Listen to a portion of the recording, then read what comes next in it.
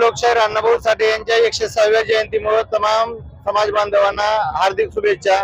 आपण अतिशय चांगल्या आणि उत्साहाच्या वातावरणामध्ये ही जयंती साजरी करावी आणि या जयंतीच्या उत्सवाचा आनंद घ्यावा ही सगळ्यांना मी आवाहन करतो।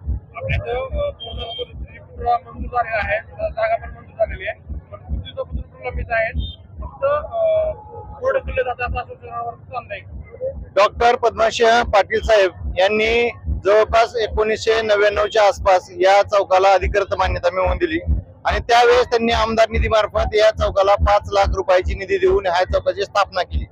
हे खरं आहे की हा संघर्ष 40 वर्षापासून चालू आहे, पण या संघर्षाला पूर्ण करण्याचं काम, या संघर्षाला न्याय देण्याचं काम लोकनायक राणा जगजितसिंह पाटील यांनी केलं आहे।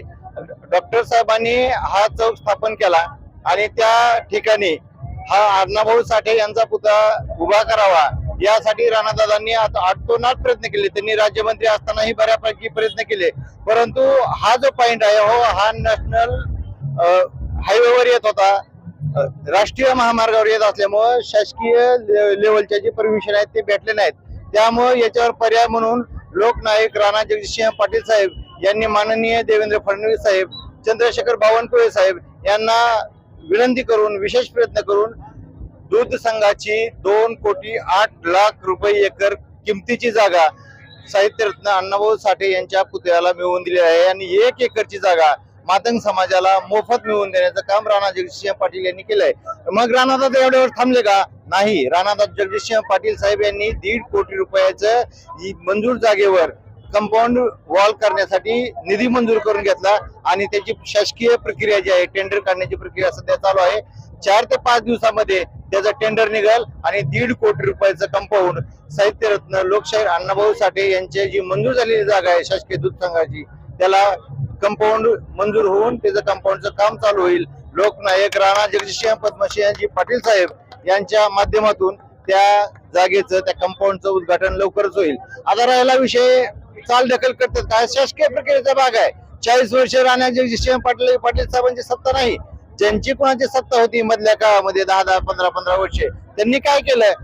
लोक आंब्याच्या झाडालाच दगड मारत असतात, बाबीच्या झाडाला कोण दगड मारत नाहीत। विरोधक जे आहेत ते फक्त त्याचं राजकारण करू शकतात, काम फक्त राणा जगजितसिंह पाटीलच करू शकतात आणि हे त्रिवार सत्य आहे। प्रत्येक वर्षी फक्त आश्वासन दिलं जातं की पुढच्या वर्षीपर्यंत पूर्णाकृती पुतळा जो जागा दिली ती योग्य डेव्हलप होईल। मग आता किती दिवसात ती जागा डेव्हलप होणार आहे आणि पुतळा कधी बसणार आहे? शासकीय यंत्रणे मार्फत काही गोष्टीचा विलंब झाला, पण तो विषय जो आहे तो कसा मार्गी लावायचा ते राणा जगजितसिंह पाटील साहेब यांनी जीवाचं रान करून आतोनात प्रयत्न करून पूर्ण केलेला आहे। 2,08,00,000 रुपये भरायची मातंग समाजाची मानसिकता होती का?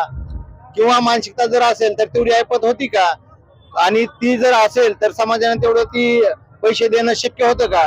या सगळ्या गोष्टीचा विचार करून साहित्यरत्न लोकशाहीर अण्णाभाऊ साठे यांच्या पुतळ्याची जागा विनामूल्य किमतीत भेटावी, त्याच्यामुळे राणा जगजितसिंह पाटील यांनी 2 वर्ष आतोनात प्रयत्न केले आणि त्या आतोनात केलेल्या प्रयत्नाचं चीज म्हणून 1 रुपये मूल्य किमतीनं ही जागा भेटली। 1 रुपया सुद्धा नाही, विनामूल्य किमतीने ही जागा भेटली।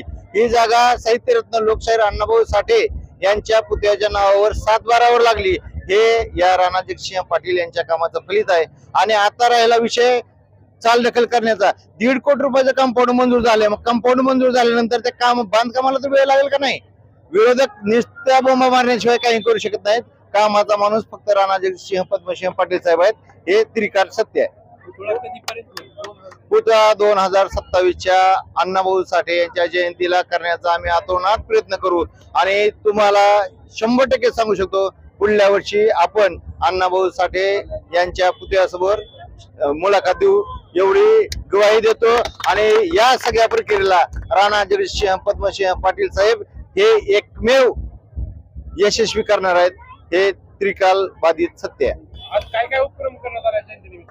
आज जयंतीनिमित्त सर्व समाज बांधवांना ज्या समाजोपयोगी कार्यक्रम आहेत, कुठं साड्या वाटप केल्या, कुठं फळ वाटप केले, काही ठिकाणी विद्यार्थ्यांना वह्या पुस्तक वाटप केले।